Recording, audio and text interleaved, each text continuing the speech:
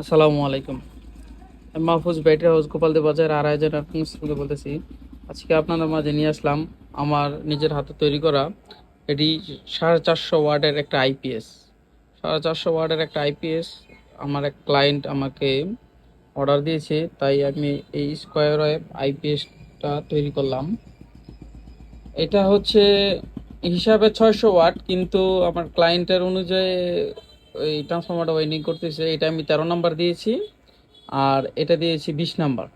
এটা 500 ওয়াট হিসাবে আছে, কিন্তু আমি এই একটু কমিয়ে তাকে দেওয়া। আর এর মধ্যে আমার 450 ওয়াট লোড দেওয়া আছে। আমি যদি একটু লোডটা বাড়িয়ে দেই কিন্তু আমার ওভারলোডে চলে যাবে, ওভারলোড। আর এটার বিশেষত্ব গুণ হচ্ছে কি, আমি আপনাদেরকে দেখানোর জন্য এই আইপিএস এর লোড চলাকালীন আমি আপনাদেরকে শর্ট সার্কিট করে দেখাবো।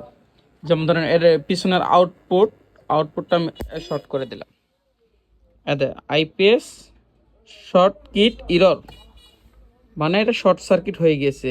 আমি যখন বন্ধ করে আবার চালু করব তখন কিন্তু আবার আমার এই যে আইপিএসটা রান হয়ে গেছে। আমার লোড 83% আছে, আমার 400 ওয়াট লোডে আছে।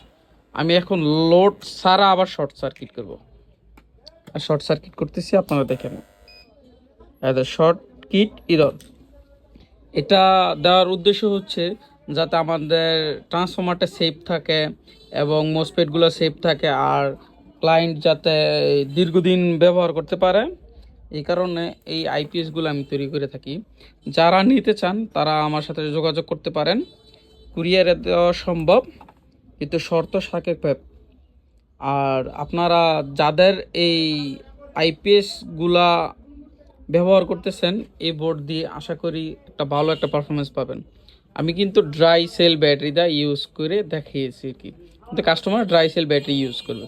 আপনারা সব ধরনের ব্যাটারি ব্যবহার করতে পারবেন। আজ এ পর্যন্তই, দেখা হবে অন্য কোনো একটা ভিডিওতে।